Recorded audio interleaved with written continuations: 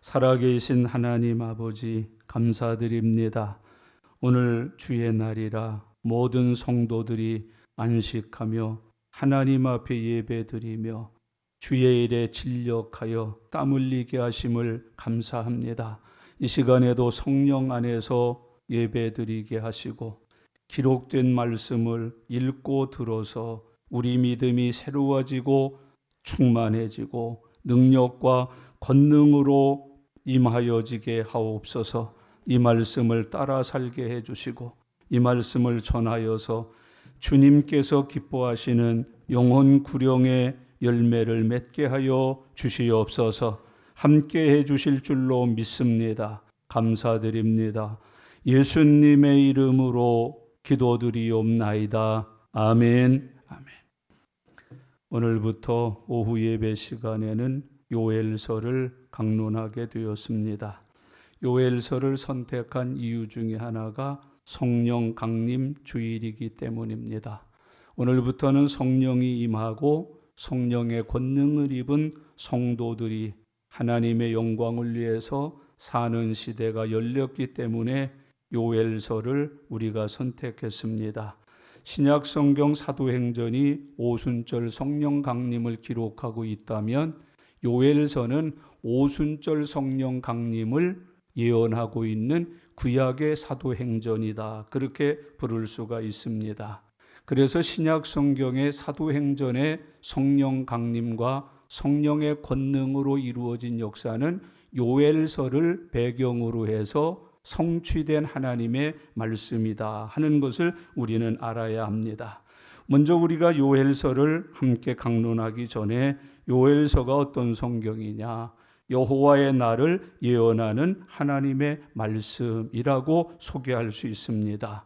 여호와의 날이라고 하는 말은 멸망의 날, 심판의 날, 주님의 최후의 열사가 일어나는 날을 여호와의 날이라고 표현을 하고 있습니다.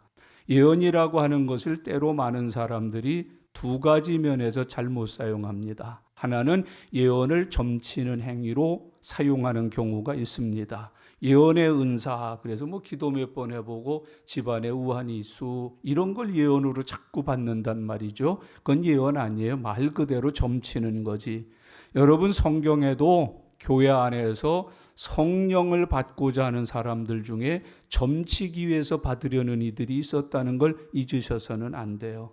성경이 말하는 예언은 인간의 미래를 점쳐주는 걸 예언이라 그러지를 않습니다. 또 하나 이 예언이라고 하는 걸 이단들이 자꾸 사용을 해서 자기네들에게 포섭된 사람들을 겁주고 붙들어 두는 데 쓰는 도구로 예언을 사용해요. 나가면 망한다, 뭐 하면 어쩐다 하면서 이 예언이라는 단어를 자꾸 잘못되게 사용을 해서 잘못된 신앙 공동체를 만들어서 지옥 가는 모습들을 종종 보여주고 있습니다. 예언이라고 하는 것은 미래에 나타난 일, 장차 되어질 일이라고 하는 의미는 분명히 있습니다. 그런데 이 말은 피할 수 없는 운명적인 일이라고 하는 의미는 아닙니다.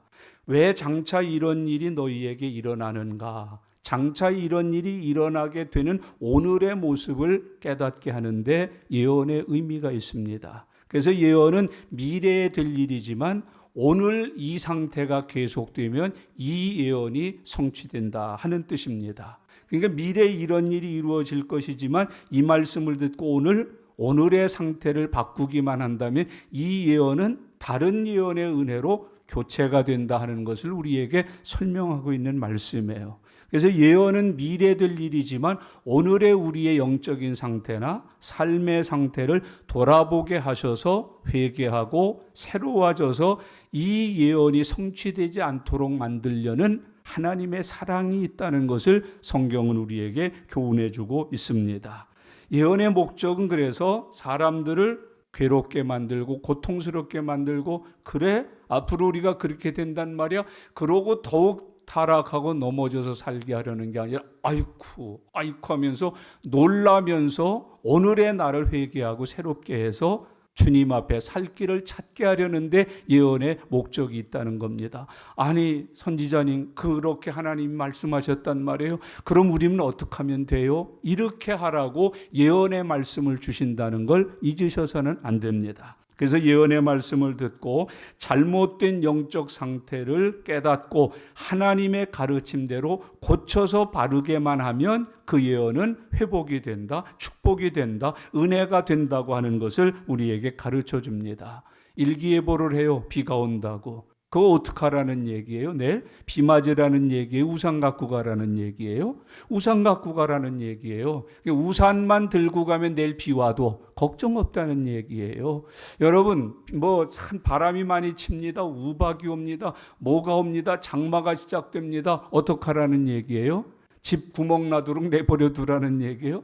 논밭 다 잠기도록 내버려 두라는 얘기예요? 야, 다음 주부터 장마 온대, 태풍 온대. 가서 물고도 좀 봐주고 이것저것 손봐서 물 피해 받지 않고 바람 피해 받지 않고 눈 피해 받지 말라고 하는 얘기 아니겠습니까? 그게 예보 아니에요?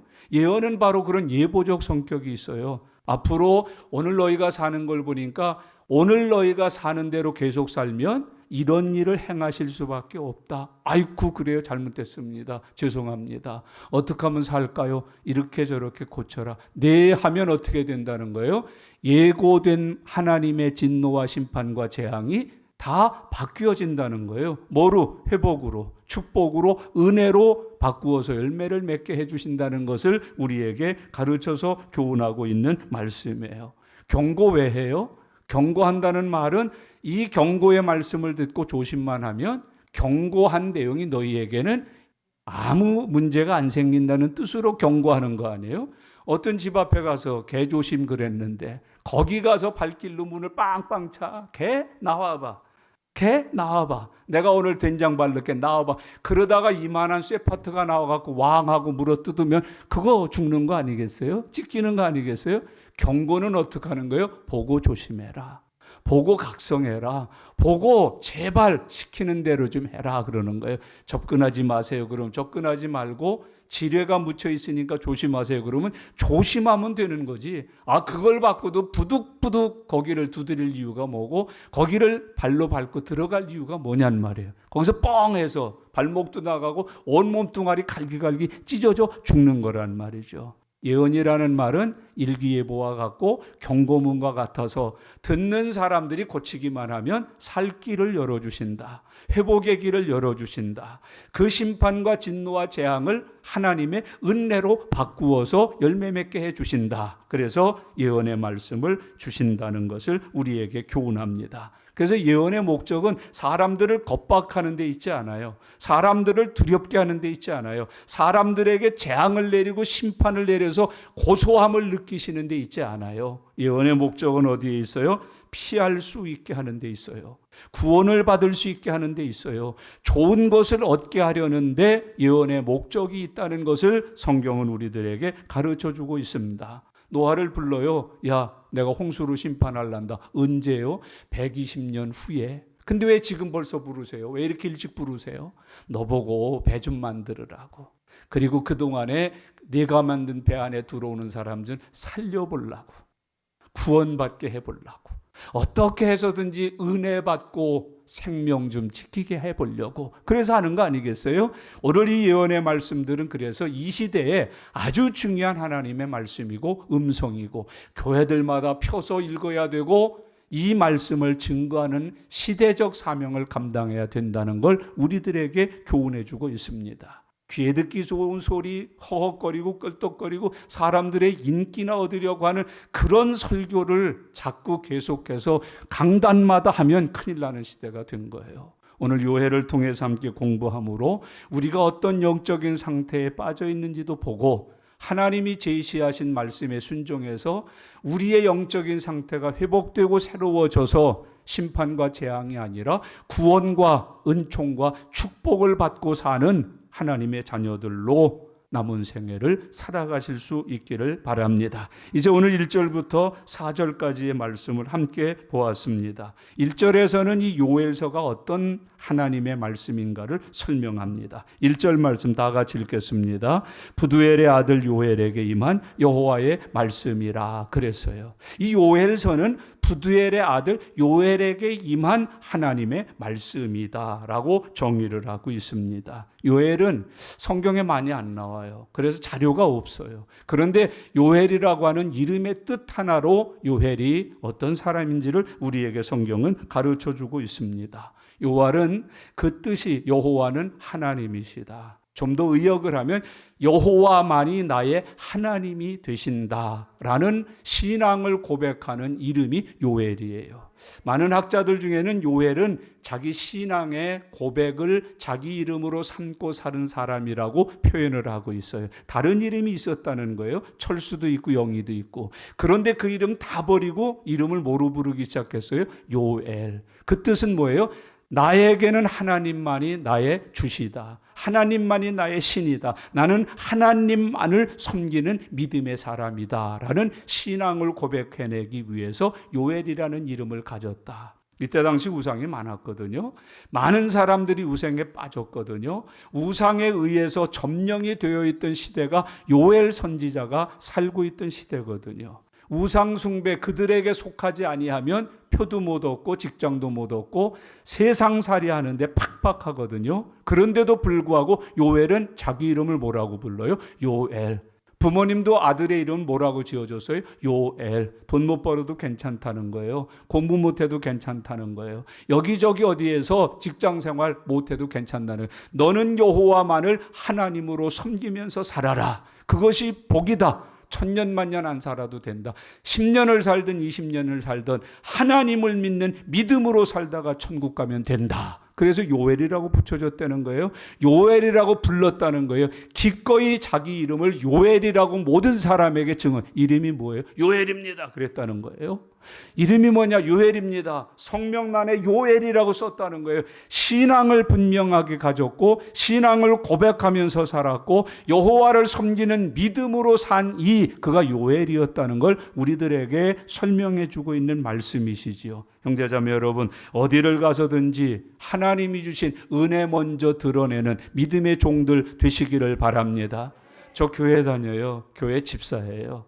그냥 교회 다닌다고만 하면 됐지 뭘 집사라는 걸 꼭 얘기해야지 됩니다. 해야지 됩니다. 여러분 이번에 피택되신 분들 집안 천지 난리 다 문자 보냈는지 모르겠어요. 제일 먼저 뛰어가면서 나 피택됐어요. 피택됐어요. 피택됐어요. 얼마나 기뻐요. 오늘 교회 갔다 와서 집에 가서 제일 먼저 할 일이 뭔지 아세요? 오늘 받은 은혜 전하는 거예요. 어느 문자에든지 아버님 잘 계셨어요. 어머님 잘 계셨어요. 오늘 교회 가서 이렇게 은혜 받았어요. 아버님 생각나서 기도했어요. 아버님도 함께 건강을 얻으셔서 같이 교회 가셔서 은혜 받고 주님 앞에 영광 돌리는 날 기다리겠어요. 얼마나 좋아. 이것을 요엘이라고 성경은 말씀해주고 있는 것이에요. 신앙 고백이다. 자기 신앙의 표현이다. 내가 어떤 사람인지를 드러내는 단어, 이름, 그게 누구예요? 요엘. 뜻이 뭐라고요? 여호와는 하나님이시다. 나의 하나님은 여호와시다. 나는 여호와를 하나님으로 삼고 사는 하나님의 백성이다. 그래서 이름을 뭐라고 부른다고? 요엘. 그 요엘의 아버지가 나와요. 부두엘. 이분도 별로 많지 않아요. 그런데 거기에 본문에 보면 부두엘의 아들 요엘에게 그랬어요. 부두엘이라고 하는 말도 신앙의 고백이 담겨진 말이에요. 뜻을 표현하면은 하나님에 의해서 강권된 사람이라는 뜻이에요. 믿는 것도 하나님이 강권해서 믿었고 아들을 요엘이라고 이름 지은 것도 누가 강권한 거예요? 하나님이 강권해서 그 이름을 지어준 거예요. 육신적으로는 마음에 안 들었지만 다른 이름을 생각해 놨었지만 하나님의 영이 와서 강권하는 거예요. 요엘루죠. 네 아들은 요엘이라고 불러. 요엘로 키워. 하나님의 영이 나를 강권했다. 여러분 부러워하고 탐내하면서 주여 나도 하나님의 영이 강권하여 사는 사람 되게 해 주옵소서. 늘 TV에 나오는 거 뭘 보고 강권당하지 말고, 먹을 거에 강권당해서 먹신되지 말고, 입을 거에 강권당해서 그런 거 되지 말고 성령이 강권하여 사는 사람, 그게 부두엘이었다는 거예요. 요엘의 아버지 부두엘이 하나님의 영에 강권당했다. 우린 교회 다녀도 예수님을 믿는데도 성령 강림 주일인데도 성령의 강권함이 나의 삶에 없다는 거예요. 오늘 성령 받고 앞으로는 오신 성령의 강권하심을 받아 사는 믿음의 종들 되기를 바랍니다. 예배도 성령이 강권하여 드리는 거예요. 기도 생활 성령의 강권하심이에요. 그게 초대교회 역사예요. 전도 성령의 강권하심이에요. 사랑을 베풀고 나누는 거 성령의 강권하심으로 살았다는 거예요. 요엘의 아버지 부두엘은 예수 믿고 구원받았을 뿐만 아니라 성령 받고 그 성령의 강권하심을 따라 하나님의 강권하심을 따라 말씀의 강권하심을 따라 믿음 지켜 산 사람이라는 걸 우리들에게 교훈해 주고 있습니다. 다른 말로 말하면 믿음으로 이름을 날리면서 산 사람. 오늘 그런 은혜 누리시기를 바랍니다. 오늘부터는 돈으로 날리면서 살려고 그러지 마세요. 그 잘난 놈은 학력 가지고 날리면서 살려고 그러지 마세요. 여러분, 믿음으로 이름을 날리며 사는 사람. 얼마나 멋져요?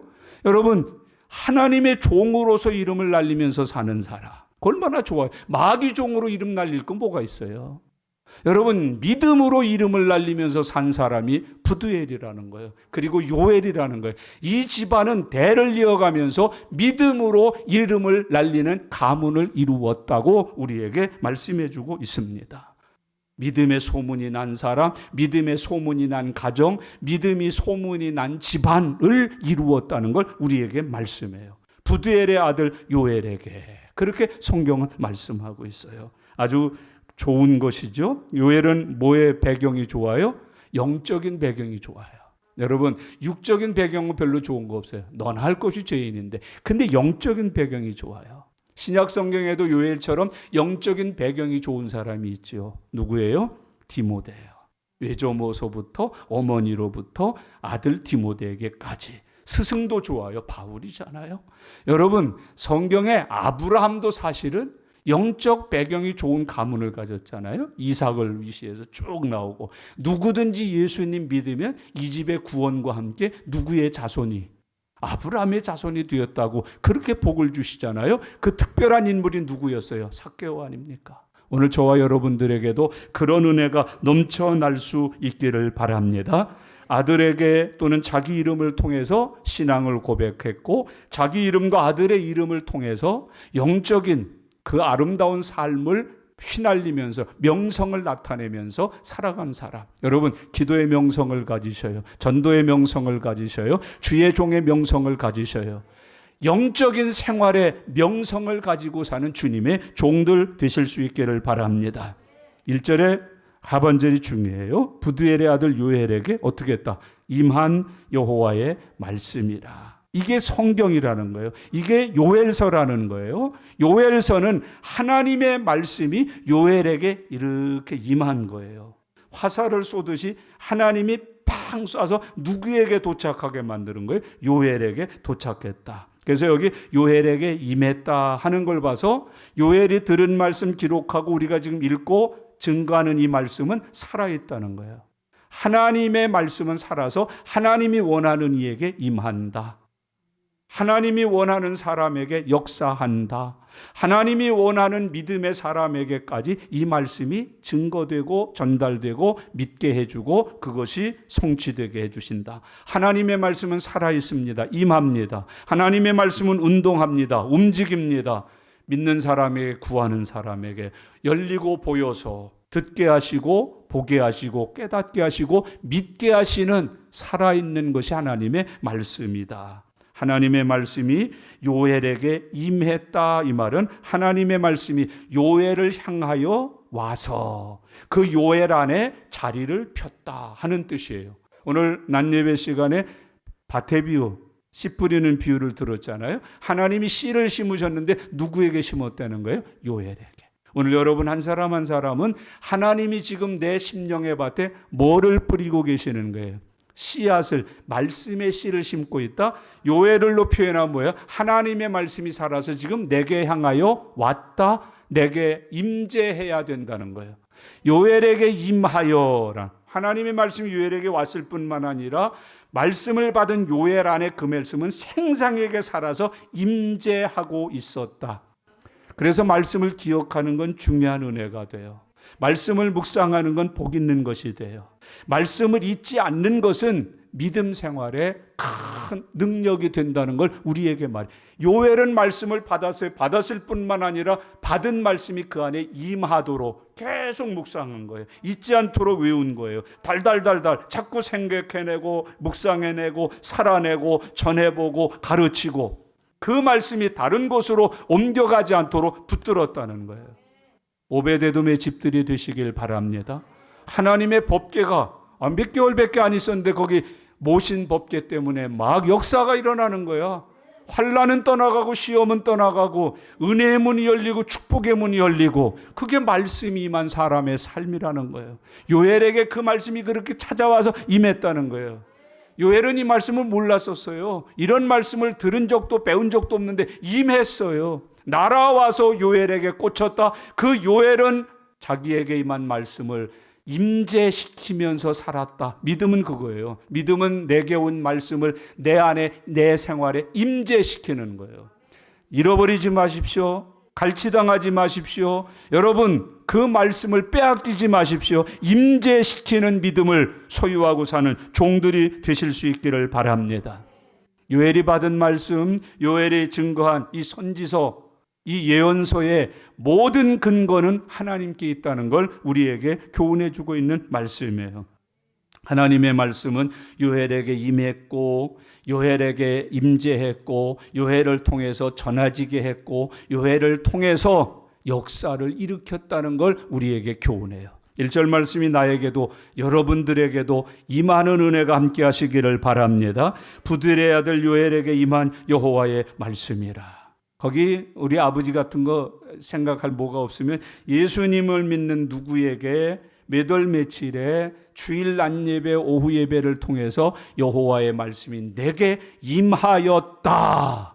그 시간부터 달라지는 거예요. 말씀이 임하니까, 임한 말씀이 임재해 계시니까, 임재한 말씀을 따라 사니까 영혼이 잘 되고 범사가 잘 되고 믿음의 은혜와 축복 속에서 형통한 사람이 되는 거지요. 그걸 요엘이 우리에게 말하는 거예요. 여호와의 말씀이 부드엘의 아들 요엘에게 임하였다.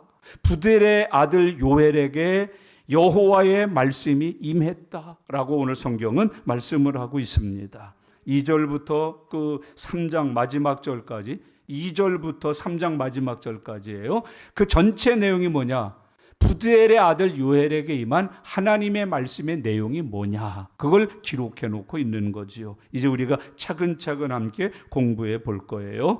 먼저 우리는 2절 말씀을 통해서 우리 하나님이 질문으로 시작하고 있는 걸 발견하게 돼요. 2절 읽겠습니다. 늙은 자들아 너희는 이것을 들을지어다. 땅의 모든 주민들아 너희는 귀를 기울일지어다. 너희의 날에나 너희 조상들의 날에 이런 일이 있었느냐? 그래요. 아무 내용도 밝히지 않고 이런 일이 있었느냐? 들어본 적 있느냐? 본 적 있느냐? 이런 일을 누군가가 너희들에게 알려준 적이 있었느냐? 라고 하면서 이런 일이 뭔지를 안 밝히면서 이야기하는 모습을 우리에게 교훈해 주고 있습니다. 여러분 거기 본문에 보세요. 늙은 자들아 너희는 이것을 들을지어다. 땅의 모든 주민들아. 옛날 성경에는 땅의 모든 거민들아 그렇게 되어 있는데 이 거민을 바꿔서 주민들아 이렇게 해석을 해놓았어요. 너희는 귀를 기울일지어다. 너희의 날에나 너희 조상들의 날에 이런 일이 있었느냐? 그렇게 물어봐요. 형제자매 여러분, 여기 늙은 자들은 두 가지 의미를 가져요. 하나는 인생의 경험을 많이 가지신 분들, 일제도 거치고 6.25도 거치고 4.19도 5.16도 다 거쳐서 광주 민주항쟁까지 다 거쳐서 촛불잔치까지 다 본 오늘의 세대. 이게 늙은이들이에요. 오래 살아서 민족의 역사와 함께 그 생을 같이 한 사람, 많은 경험과 눈으로 체험으로 역사를 체험한 그 사람들을 늙은이 그렇게 표현하는 거예요. 이 늙은 사람들에게는 경험이라고 하는 아주 좋은 은혜가 담겨 있지요. 아주 중요한 게 있어요. 그것을 경험하면서 그 경험했던 사건들을 피해내고 이겨냈던 지혜들이 많이 가져져 있어요. 이걸 가리켜서 뭐라고 그래요? 분별의 능력이라고 표현해요. 여러분, 오늘날 배고픕니다, 뭐 합니다. 오늘날은 배고프다 뭐 이런 표현은 말 안 해요. 물가가 올랐다 이렇게 표현하는데, 옛날에는 물가가 오르는 게 아니에요. 그냥 굶어 죽어요. 먹을 게 아예 없으니까, 마실 게 아예 없으니까. 요즘은 돈이 조금 비싸진 것뿐이지 먹을 게 없는 건 아니잖아요. 마실 게 없는 건 아니잖아요. 입을 게 없는 건 아니에요. 옛날에는 먹을 것 자체가 없었어요. 그래서 꿀꿀이 죽이 나오고요. 그래서 죽이라고 하는 음식이 나오는 거고요. 그래서 빈대떡, 뭐 버무리, 뭐 이런 게 막 나온 거예요. 배추 갖다 놓고 마실 게 없으니까 그냥 밀가루 살짝 발라고 배추 이렇게 그냥 디펴서 먹은 거 아니겠습니까? 송화가루 따다 먹고 칡 빼서 먹고 저 소나무 갈가서 먹고, 그런 얘기를 하면 지금은 그러는데, 그게 그때 당시는 최고의 지혜였어요. 소나무를 갉아 먹으면 살 수 있다는 걸 누가 알았겠어요? 칡을 뿌리를 깨서 먹으면 살 수 있다는 걸 누가 알았겠어요? 여러분, 이 나물 저 나물 보이는 모든 나물은 다 뜯어가 죽 끓여 먹고 국 끓여 먹고 무쳐 먹고 나물에 먹고 한 거 아니겠습니까? 여기 늙은 자들이라고 하는 것은 그런 세상적인 의미에서 역사적으로 오랜 세월을 살아가면서 역사 속에 나타났던 여러 가지 계기한 일들을 많이 본 사람들. 여기 지금 아마 우리 나이 때만 해도 페스트라고 하는 병을 아는 분이 많지 않아요. 흑사병을 아세요? 천연두를 아세요? 마마라는 거 요즘 아시는 분. 요즘 젊은 사람들은 마마라는 걸 몰라요. 콜레라라는 걸 잘 모릅니다. 뭐 코로나 뭐 이거 19 이런 거는 알아도 잘 모릅니다. 조금 전 세대는 뭐까지도 아느냐 하면은 에이즈까지도 알아요. 근데 요즘 사람들은 에이즈가 없어진 지가 오래되니까 말라리아 뭐 천연 이런 병은 거의 모릅니다. 근데 우리는 그걸 다 경험해 왔잖아요. 그게 얼마나 무서운지. 근데 요즘에 나오는 것은요, 코로나 요거만 해도 그래요. 그거보다 더 무서워요, 안 무서워요? 더 세요, 안 세요? 그래서 우리가 하는 말이 뭐예요? 6.25 때 난리는 난리도 아니요. 그러는 거 아니겠습니까? 요즘 난리는 이게 보통 난리가 아닙니다. 천연두 마마, 그건 병도 아닙니다. 말라리아 콜레라, 그건 병도 아닙니다. 코비드19에 대하면. 여러분, 약 2만 4천이 죽었습니다. 코비드로. 숫자가 2만 4천이라 별로 실감이 안 나시는 모양인데요. 그렇게 많이 죽었습니다. 앞으로도 또 죽을 환자들이 많이 기다리기도 있습니다. 이런 것을 정해보신 적이 있습니까? 당해보신 적이 있습니까? 옛날에는 불 그러면 뱃단 몇 대 타오는 거예요. 기껏 해봐야 집 천만 몇 개 타고 말아요. 저렇게 산불을 일주일씩 2주일씩 계속 태우고 축구장 1000개 분량, 뭐 10,000개 분량, 이런 건 들어본 적도 없어요. 아니, 산에서 불이 났는데 그게 날아와서 민가를 다 불태웠다? 들어본 적이 없어요. 본 적이 없어요. 바다 수천 킬로 밖에서 해일이 일어났는데 그게 육지까지 와서 한 지방을 다 삼켜버린다? 들어본 적이 없는 얘기예요. 들어봤냐 너? 늙은이들아, 들어봤어? 1920년대 들어보고 50년대 들어보고 60년대 70년대 80년대 이런 일 들어봤냐? 앞으로 하나님이 내릴 재앙이 본 적도 들은 적도 없는 그런 재앙이 될 것이라는 걸 예고해 주고 있는 말씀이에요. 장로들의 두 번째 의미가 있어요. 교회의 영적인 지도자들이에요. 신앙생활 오래 한 사람들. 무서운 얘기예요.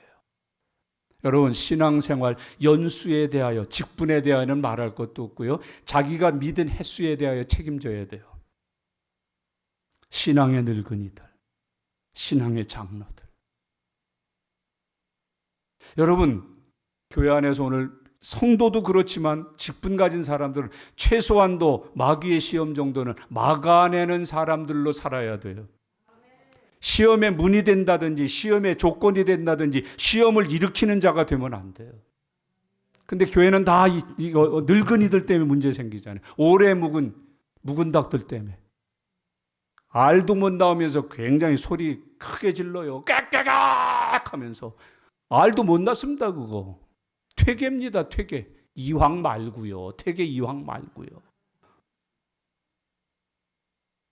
그렇게 돼버리는 겁니다. 여러분, 직분, 그 귀한 직분 받아서 우리가 하는 일이 무엇입니까? 파도 일으킵니다. 쓰나미. 여러분, 평신도 1명이 2명이 3명이 어쩌고 해봐야 그건 그냥 잔잔한 개울가에서 돌 하나 던진 거예요. 그런데 이런 직분 저런 직분 가지니까 어쨌다. 이건 파도 쓰나미예요. 거리지 말아야 된다는 거예요. 그들에 의해서 일어났고 그들이 일으킨 일 때문에 전혀 보고 듣지도 못했던 하나님의 진노와 심판이 임하게 된다. 오늘 우리에게 주시는 교훈이 거예요. 그 다음에 계속 나가서 뭐라 그래요? 땅의 모든 주민들아, 땅의 거민들아, 그렇게 갖다 이야기하지 않아요? 여기 땅이라고 하는 건 유대 땅을 말해요. 그런데 땅의 진짜 본질적인 의미는 이런 뜻이에요. 하늘의 반대 개념. 어디죠? 하늘의 반대. 땅이에요. 그러니까 이 모든 하나님이 피조된 세계를 전체이면 거기에 임하게 된다. 거기까지 하나님의 진노와 심판이 임하게 된다. 앞으로 하나님 마지막 때에 나타날 지구의 종말은 땅, 모든 피조세계 전체에 미치는 능력과 권세로 나타나게 된다는 걸 교훈해 주고 있는 말씀이죠. 여러분, 그들에게 뭐라고 표현을 하세요? 너희는 귀를 기울일지어다. 오늘 오전에 배웠죠? 이 귀는 그냥 주님이 창조하신 이 피조물의 귀가 아니에요.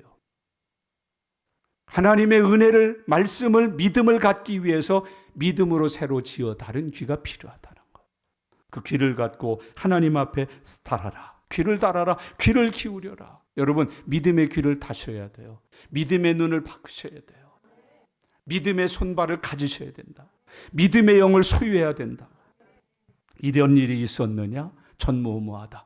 9.11이라고 하는 것을 전에 보신 적 있어요? 저 원자폭탄 갖다 터뜨려도 저렇게 안 된다. 근데 뭐 그냥 요즘은 앞으로는 저건 사람도 타서 가갖고 사람도 같이 죽지만 이제는 이걸로 해요. 다 조정. 그걸 뭐라 그래요? 드론? 그런다. 그런 걸로 다 때려 부수는 거예요. 이제는 우리가 안방에 앉아서 가지고 있는 이 전화기를 이용해서 사람이 병들게 하고, 사람이 포로되게 하고, 사람이 미치게 하고, 사람이 흥분하게 만들고, 사람이 죄짓게 만들고, 마지막엔 그것이 다 마지막에 뭐로 돼요? 어디선가 누구에겐가 뭘 하나 심어서 누르면 터지는 게 되는 거예요. 못 들어본 것이 나오는 거예요. 생전 보지도 못한 게 나오는 거예요. 만화에서나 영화에서나 만들어졌을 법한 일이 현실이 되는 거예요. 그것을 오늘 성경은 우리에게 교훈하고 있단 말이죠. 3절 말씀을 보세요. 다 같이요. 너희는 이 일을 너희 자녀에게 말하고 너희 자녀는 자기 자녀에게 말하고 그 자녀는 후세에 말할 것이니라. 여러분, 그리스도인의 사명 중에 하나는 하나님의 계시를 전수해 주는 일이에요. 자녀들에게 예수 안 믿으면 어떻게 되는지를 꼭 전수하셔요. 예수 믿으면 어떻게 된다는 것도 꼭 전수하셔요. 믿음은 나를 통해서 전수되어야 한다고 하는 특별한 성격을 가지고 있어요. 하나님의 구원의 은혜와 하나님의 심판의 복음은 교회와 성도들을 통해서 모든 사람에게 알려줘야 돼요. 너희는 이 일을 너희 자녀에게 말하고 너희 자녀는 자기 자녀에게 말하고 그 자녀는 후세에 말할 것이니라. 나를 통해서 내 자식이 하나님의 예언을 듣고 있습니까? 내 자식도 하도 들어서 자기 친구를 만나기만 하면 우리 할머니가 그러는데, 우리 할머니가 그러는데, 우리 엄마가 그러는데, 우리 엄마가 그러는데 그러면서 얘기해 줍니까? 전에는 할머니가 해준 옛날 얘기, 귀신 나오는 얘기, 몽당 귀신 얘기, 쓰레기 귀신 얘기, 화장실 귀신 얘기를 얼마나 친구들 만나면 해줬는지 우리 할머니한테 들었어. 우리 할머니가 말씀하셨는데. 신앙생활이 그렇게 되어야 한다는 거예요. 믿음의 사명 중에 하나가 전수할 능력을 가져야 된다는 거예요. 교회는 자꾸 전수해줘야 돼요. 전수해줘야 돼요. 10년 전에 20년 전에 들었던 그 복음이 오늘도 계속 전수돼야 되고 우리는 또 계속 그것을 전해야 된다고 주님은 교훈하여 말씀하고 있습니다. 형제자매 여러분, 내 자식이 나를 통해서 하나님의 복음을 듣고 있습니까? 교회 설교를 듣고 있습니까? 오늘 교회 와서 이 들은 설교를 듣고 있습니까?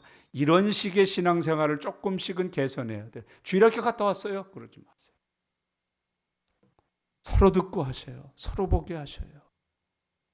하나님의 말씀을 들을 수 있도록 인도해 가시기를 바랍니다. 그러면 그 전무후무한 하나님의 심판, 그리고 자손들에게 전수해 줘야 될 심판의 내용이 무엇입니까? 그게 4절이라는 거예요. 다 같이 읽겠습니다. 팥중이가 남긴 것을 메뚜기가 먹고, 메뚜기가 남긴 것을 느치가 먹고, 느치가 남긴 것을 황충이 먹었도다.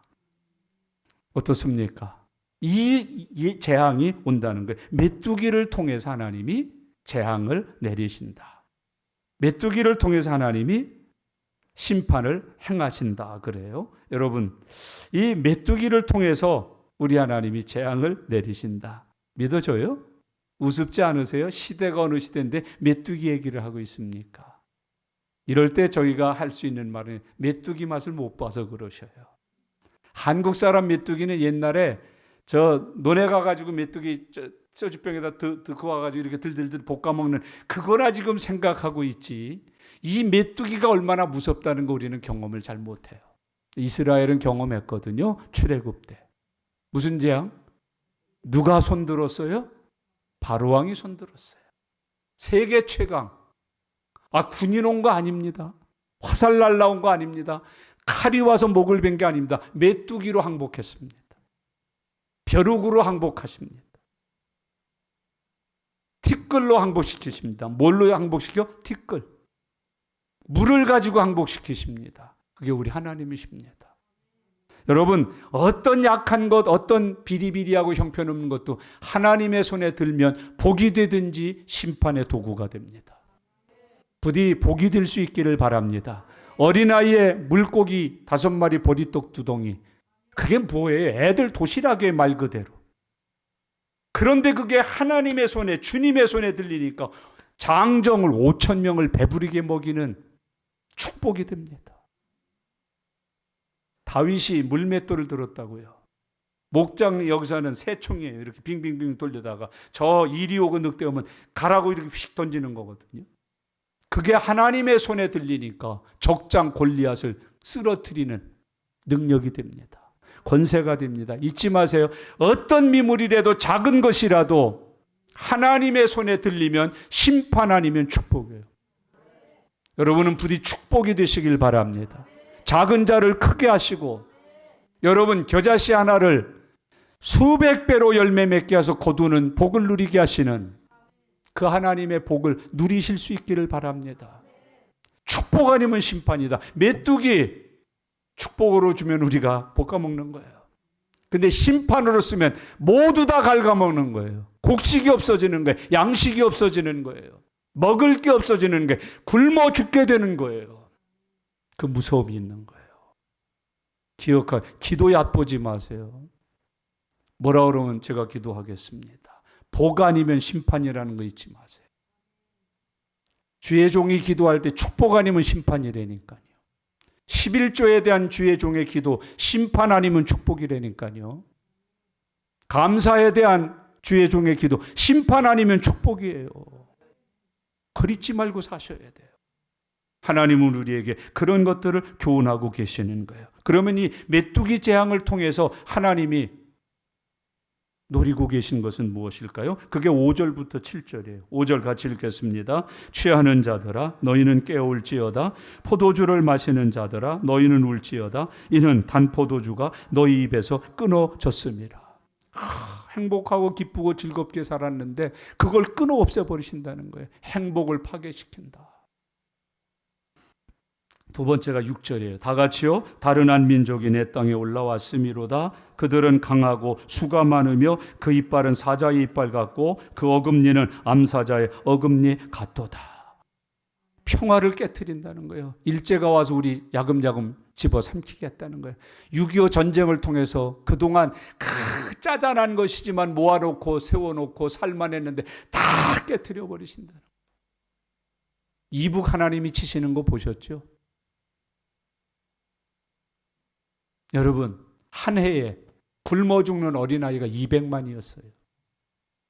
꽃제비가 되고요. 탈북을 해서 중국으로 가고 한국으로 오고 이 나라 저 나라로 흩어져서 먹을 것을 구하러 떠난 사람들이 수백입니다. 평화를 파괴합니다. 일상을 깨트려 버리십니다. 그 다음에 보세요. 7절 다 같이요. 그들이 내 포도나무를 멸하며 내 무화과나무를 긁어 말갛게 벗겨서 버리니 그 모든 가지가 하얗게 되었도다. 여기 포도나무하고 무화과나무는 이스라엘에게 아주 중요한 상징이 있어요. 축복으로 상징해요. 축복을 다 깨트려 버린다. 빼앗아간다. 축복의 삶을 금하게 한다. 멈추게 만든다. 여러분 참 좋은 대학 나와서 좋은 직장 갔어요. 한 12년 동안 출세했어요. 갑자기 이상한 나라에서 회사에서 바람이 불더니 정년도 아닌데 퇴직하게 생겼어요. IMF가 와버리는 거예요. 직장도 없어요. 그때 떨어진 직장이 지금까지도 못 다니고 있어요. 겨우고 10몇 년 벌어놓은 것으로 먹고 하다 이제는 집도 다 잡히고 이비저비 갚을 길이 없어서 노숙자가 되는 거예요. 행복과 하나님이 주신 모든 축복 다 가져가시는 거예요. 배운 게 소용없어요. 축복을 파괴시켜 버리시는 거예요. 그것을 메뚜기를 통해서 하나님이 일하신다. 그러니까 우리 일상을 완전히 망그러뜨리시는 거죠. 팥종이라고 하는 말이 무슨 뜻인지 아세요? 다시 4절로요. 팥종이가 그랬어요. 팥종이나 메뚜기나 또는 느시나 황충이나 다 메뚜기과예요. 근데 조금씩 하는 일이 좀 달라요. 이 팥종이는 영어 이름이 커트예요. 자른다, 깨트린다. 먹지는 않아요. 그런데 못 쓰게 만들어요. 다 잘라서. 책을 한 권 사다 놨는데 우리 어린 손자가 와가지고 자기 장난감 만든 이걸 다 갈기갈기 찢어놓은 거예요. 커터를 해버린 거예요. 여러분 우리의 지식을 커트해버려요. 우리의 능력을 커트해버려요. 못 쓰게 만들어버리는 거예요. 사랑을 못 쓰게 만들어버리는 거예요. 믿음을 못 쓰게 만들어버리는 거예요. 여러분 혹시 믿음 커트 당하고 있는지 살펴보세요. 기도 생활 커트 당하고 있는지 살펴보세요. 신앙 생활을 못하도록 다 갈기갈기 찢어놔버리는 거예요. 그게 팥종이에요. 메뚜기는요, 많은 무리. 여러분, 쓸데없는 게 죄가, 실패가 많아지는 거예요. 버는 건 요만큼인데 나가는 게 없었던데 어느 날 하나 구멍이 뚫리든지 나가는 게 많아지는 거예요. 감당할 길이 없는 거예요. 이비저비 다 얻어서 하다가 결국은 파산하는 거예요. 많아진다는 게 구멍이, 새는 구멍이 많아진다. 밑이 빠져버린다. 밑 빠져버리게 만들어버린다. 그게 메뚜기가 와서 하는 짓이에요. 드시라고 하는 거 있잖아요. 핥아먹는다, 갉아먹는다. 앞에서 잘라놓고 다 밑 빠져서 세게 만들면 옆에서 재미 보면서 먹는 이들이 생긴다. 사기죄예요. 도둑 맞는 죄예요. 보증 섰다가 피쩍피쩍 망하는 거예요. 전화 한 통 받고 그렇게 하나님 앞에도 안 드리고 아꼈던 저축 활딱 타다 갖고 갔다 홀라당 날려버리는 거예요. 딸이 왔고 자식이 오고 사위가 오고 초등학교 동창생이 와서 투자 한번 해봐 그랬다가 훌러덩 핥아 먹어버리는 거예요. 그게 느시예요. 아주 급하고 신속하게 불과 몇 분 안 되는 짧은 시간에 이 시대로 말하면 보이스피싱이에요. 그렇게 해갈가 먹어버린다. 황충, 끝장을 낸다는 거예요. 완전히 끝장을 내버려요. 사람 자체 영혼이 망하게 만들어버리니까요. 그런 재앙이 온다고 가르치고 있어요. 물론 이것은 자연재해를 통한 재앙이기도 합니다만 역사적으로 유대 멸망의 역사가 그대로 일어나요. 아수르, 바벨론, 헬라, 로마 없어졌어요. 그 단기를 통해서. 여러분 조심하셔요. 부모 때문에 속 썩더니 자식 때문에 속 썩으세요. 그 다음 망할 건 나라는 걸 잊지 마세요. 황충이 늦 메뚜기. 하나님은 메뚜기를 징계의 도구로 사용하셔요. 이게 얼마나 무서운가. 1654년에 대만에는 메뚜기 때문에 8,000명이 죽었어요. 몇 년도에? 1600년도에. 그때 8,000명이면 전인구예요. 전인구. 모든 인구가 뭐 때문에 죽었다고요? 메뚜기. 이건 역사라니까요. 설교 준비하려고 역사책을 뒤져봤다고 메뚜기 재앙이 있나. 1927년 영국은요, 메뚜기 재앙이 얼마나 세요. 메뚜기 대책위원회가 왕실의 직속으로 세워졌었어요. 1915년 이스라엘은 메뚜기가 얼마나 득세했는지 집집마다 문 열면 벽벽마다 메뚜기, 쌀독이고 장독이고 찬장이고 먹을 것이란 먹을 것은 다 메뚜기가 핥아먹어버렸어요. 무화과 껍질이 하얘졌어요. 감람나무 껍질이 하얘졌어요. 그 사람들은 무화과 오일 먹는 사람들이고 과일 먹는 사람들이고 오렌지 오일 먹는 사람들인데 하나도 없어졌어요. 펄복의 대지를 혹시 읽어보셨나요? 소설책입니다만 그 펄복의 대지에 메뚜기 재앙이 나와요. 사실을 그린 거예요. 소설로 쓴 거예요. 무섭습니다. 오늘 본문을 이렇게 정리하십시다. 이 시대가 어떤 시대일까요? 어느 시대에도 본 적도 들은 적도 없는 일들이 많이 일어나는 시대. 그렇게 정의할 수 있어요. 그럼 앞으로는요, 더 기가 막히죠. 늙은이들 좀 정신 차려야 돼요. 모든 거민들이 좀 정신 차려야 돼요. 여러분, 대한민국도 콜레라를 겪었습니다마는 미국과는 다르지요. 브라질과는 다르지요. 북한과는 다르지요. 중국과는 다르지요. 어마어마합니다. 어마어마합니다. 일제와 6.25와 광주민주화운동과 촛불을 겪으면서 우리가 겪었던 일들이 무엇인가요? 그 속에서 여러분들은 무엇을 보셨나요? 가장 중요한 게 하나 있어요. 나의 영적인 상태를 살펴야 돼요. 내 신앙생활, 내 믿음 생활, 내가 영적으로 건강한가를 돌아보셔야 돼요. 그리고 회개해야 돼요.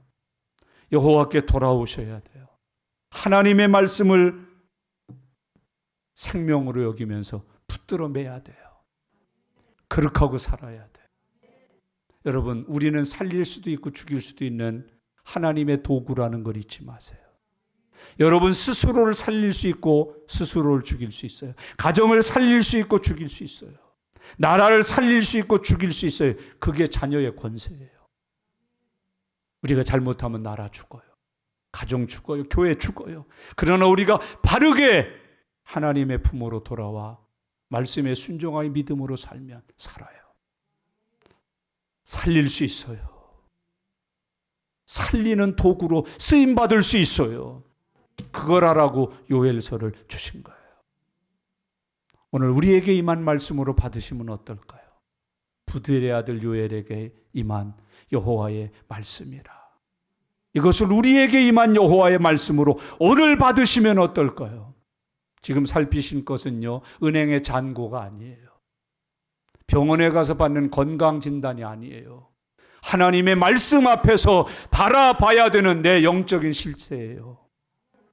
내 영적인 실상을 보셔야 돼요. 그리고 하나님 앞에 내 영적인 삶을 하나님이 원하시는 대로 고쳐야 돼요. 바로잡아야 돼요. 지켜 살아야 돼요. 그게 요해를 통해서 우리에게 주시는 하나님의 은혜예요. 여호와의 말씀이 임하니라. 기도하겠습니다. 주신 말씀 붙드셔요. 롯의 사위들처럼 농담으로 여기지 마십시오.